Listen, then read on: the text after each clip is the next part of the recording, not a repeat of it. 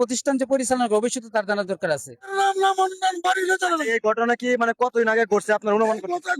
এক সপ্তাহ আগে হয়েছি।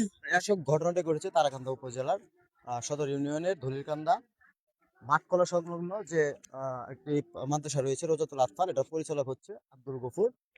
যে শিক্ষক এই ঘটনাটা ঘটিয়েছে তিনি পলাতক রয়েছেন এবং এই মাদ্রাসার যে পরিচালক তাকে জিজ্ঞাসাবাদ করার জন্য ভিকটিম এবং তার পরিবার সহ ওই মাদ্রাসা পরিচালক আব্দুল গফুরকে থানায় নিয়ে যাওয়া হয়েছে। ব্যাপার হচ্ছে এই ধরেন আমাদের এখানে যে মাদ্রাসাটা ধরেন অনেক প্রায় চলছে, মাদ্রাসার ভিতরে ধরেন এই যে অধিকাংশ আমাদের এলাকার মানুষ গরিব মানুষ, বুঝছেন, কেউ রিক্সা চালা, কেউ ভ্যান চালা, কেউ দিনমজুরি করে।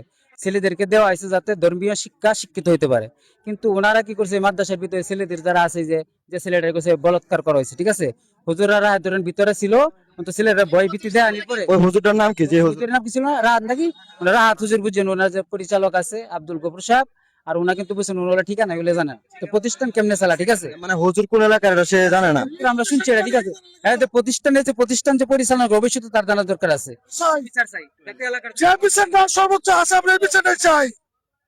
কত কষ্ট করে রিস্কা চালায় ওই মাদ্রাসা শিক্ষক কি পালায় গেছে? এই যে 8 ঘন্টা লেগেছে। আমরা হুজুর দিয়েছি। না, যে ঘটনা ঘটাইছে ওই হুজুর এটা বুঝি চলে গেছে। ঈদের আগে ছুটিতে গেছে, শুক্রবার চলে গেছে। এখন কি পরিচালকরা নিয়ে গেছে থানায়? হ্যাঁ, পরিচালক যে মাতার প্রতিষ্ঠা বা মাদ্রাসা প্রতিষ্ঠা তারা নিয়ে গেছে বাড়ি।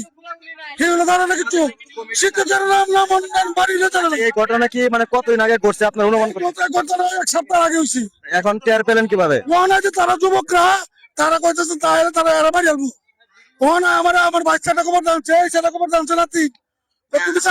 মানে এখন এক সপ্তাহ আগের ঘটনা, এখন যে আপনারা টের পাইলেন, কিভাবে টের পাইছেন?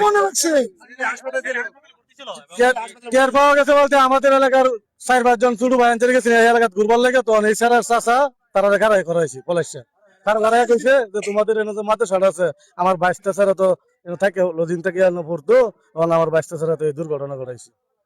তখন আমার ছোট ভাই আনছে তারা গেছে দেখবার লেগে, তার মা কইছে ফায়ানা করবার জন সারা শিক্ষা দিছে, কিরে বাবা তুই গেছস বাথরুমে, তুই শিক্ষার মার লেগে লাগিয়া যে আমার তো ফুজুরে এই কাম করছে। এই যে ওই বাচ্চা বলছে নিজের মুখে, বাচ্চা নিজের মুখে বলছে। তারপরে আপনারা পরিচালক এই ঘটনা জানাইছেন? না, জানাইছি বলতে তালা মারা হয়েছে, তার প্রতিষ্ঠানে তালা মারা হয়েছে, তালা মারার পরে খবর পাইছে যে তার প্রতিষ্ঠানে তালা মারছে, কি কারণে তালা মারা হয়েছে, তখন কইছে আপনি আইন জায়গাতে শুনুন কেন লাগে তালা মারা হয়েছে। এখন ওই শিক্ষক আর ফোন ধরে না? না, শিক্ষক আমরা যোগাযোগ করার নাম্বার নাই, আমাদের কাছে তো নাম্বার নাই। পরিচালক কি বললো যে ওনাকে ফোন দিছে এরকম? পরিচালকে কইতাছে যে আমি তো এর বাড়িও চিনি না, টিয়ানাও চিনি না, বাড়ি চিনে না, তাহলে এই লোকটা কি করে না চাকরি দিবে? এখন একজন একটা প্রতিষ্ঠানে চাকরি রত অন্তত এনআইডি কার্ড রাখে, আর আইডি কার্ড রাখলে তো পরিচয় জানা যায়, এগুলাও নাই, কোনো কিছুই নাই। এখন কি আপনার এটা আমরা চাইতেছি আমাদের এলাকা প্রতিষ্ঠান বন্ধ করে এই প্রতিষ্ঠান না থাকে, আমাদের দাবি লইলে এই প্রতিষ্ঠান আমরা গলিকাটা গ্রামের মানুষ শেষ, আমরা গলিকাটা গ্রামের মানুষ কয়টা দলে না। ঠিক আছে, আমাদের কথা একটা এখন আপনারা যে বিচার চাচ্ছেন, হ্যাঁ, এখন ওই হুজুর যদি ওনাকে আর খুঁজে না পাওয়া যায় তাহলে